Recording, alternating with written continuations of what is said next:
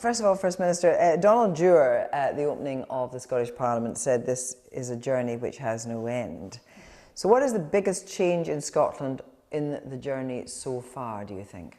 I think the biggest general change has been the sense of self-confidence that came to Scotland as a result of the Parliament. When you think about it, 20 years in the grand sweep of history is the blink of an eye, and yet this Parliament in that time has become firmly established as the democratic heart of the country. You know, I talk to school children who don't even remember days before this Parliament. So I think there is a sense of, Donald said in that speech that it's a bit more than our politics and our laws, it's about how we carry ourselves. And I think Scotland as a country carries itself a bit more confidently as a result of the establishment of this place. Right now, the biggest issue facing the whole of these isles is Brexit. Boris Johnson said, there's a 1,000,000 to 1 chance we will leave with no deal. Jeremy Hunt said, I will never pay the price if it means Scotland will be independent. Which candidate would be the best Prime Minister for Scotland? With the greatest respect, that's asking me if I'd prefer to be run down by a lorry or a bus. But you're First Minister of Scotland. It's in 4 weeks' time. You must have a view. I think both of them in different ways would not be good for Scotland. I don't think that any Tory Prime Minister who actually doesn't have a mandate from Scotland is a good thing for Scotland. Now, that said, you know, and don't take this as an endorsement of Jeremy Hunt, because I don't endorse Jeremy Hunt, but I look at Boris Johnson right now and I find it really difficult to get my head around how any rational person could seriously contemplate putting him into the highest political office in the UK. And the fact that the Tories appear very seriously to be contemplating doing that, I think gives you a sense of how out of kilter the whole UK political system has become and how out of touch the Tories are with mainstream opinion in Scotland. The SNP leader at Westminster branded Boris Johnson a racist who's unfit to lead the country. Is it your view that he is a racist? I agree with Ian Blackford, and he has made... a racist, well, then. look, I don't know what's in Boris Johnson's head when he makes the overtly racist comments that he makes. So I don't know whether he's just doing it for headlines or whether it reflects actual sentiment on his part. But if you make overtly racist comments, like the comments he made about Muslim women, you can't then throw your hands up in horror when people call you a racist, because that looks as if that's what you are. Boris Johnson's view is that, for example, of his private life, he should have privacy. Do you think character and probity are the key things? I mean, do you think it matters what Boris Johnson's private life is like?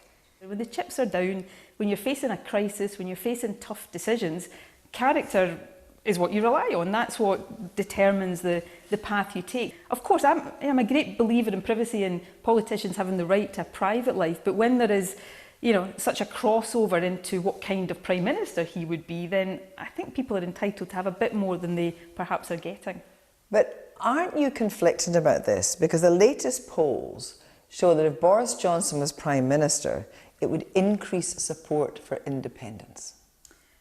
Well, that's not a surprise to me, but increased support for independence may be a consequence, and a very understandable consequence, of these events. But I don't, and you know, from a human perspective as well as a political perspective, I don't want bad things to happen to my country. I don't want bad things to happen to the UK, and Brexit and, in my view, Boris Johnson as Prime Minister are very bad things. On a matter that's just come up very recently, Jeremy Hunt, in FCO terms, because the FCO is all about promoting the UK abroad, has said that he's cutting money for you to travel abroad if all you're going to do, or part of what you're going to do, is bang the drum for independence. He's in within his rights. See, this was interesting because this cropped up a couple of weeks ago when I was in Brussels. Retrospectively, Jeremy Hunt, I think, playing to the Conservative gallery, has said it's all about independence. If that's the case, what he maybe has to explain is why he did exactly the same thing to the Welsh First Minister, who was going to Brussels the day after.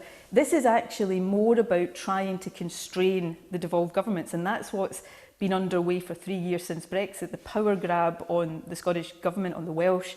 If I'm going to be constrained by Jeremy Hunt or anybody else in doing that, then it seems to me that really makes the case for Scotland having its own foreign office and acting as an independent country overseas. If there was a soft Brexit, and that's what you want, there may not be the need for, or the call for, or indeed the votes for a second referendum on independence. Any Brexit will damage Scotland, but the last thing I want to do right now is constrain Scotland's options. So what you're essentially saying is that no matter what kind of Brexit, hard, soft, no deal, you'll push for a referendum at the end of 2020. Well, that's what my manifesto gave me a mandate to do. But economically, the rest of the UK out of the European Union, Scotland in the European Union, means a hard border. I don't want borders. It's not me that is proposing No, but whether you want them or not, No. it may be the law of the land. We've got, everybody still says it's not necessary to have a hard border in Ireland. I want Scotland to trade across the UK. That's in Scotland's interest. That's the biggest, because it's your UK's biggest interest. trading partner. Yeah, but I also want 1 in 4 jobs. I also want Scotland to be able to trade freely in the single market, which is 8 times bigger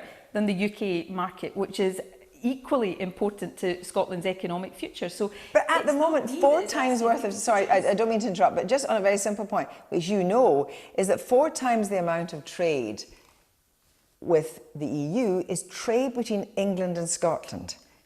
And I am not suggesting or proposing anything that would disrupt or interrupt that trade. Finally, there is a scenario which says that the UK could be out of the EU, Scotland could have its independence referendum, be in the EU, but also be accidentally out of the EU if the EU does not agree to you being in Scotland. No. I mean, the old saying, Kirsty, is that the only 2 things certain in this life are death and taxes. I'll add a third one to that, and that is if Scotland chooses independence and wants to be in the EU, we will be in the EU. It is inconceivable that the EU is going to stop an independent, a pro-European independent Scotland becoming part of it. This European Union that has tried to enlarge itself ever since it existed. Nicola Sturgeon, thank you very much.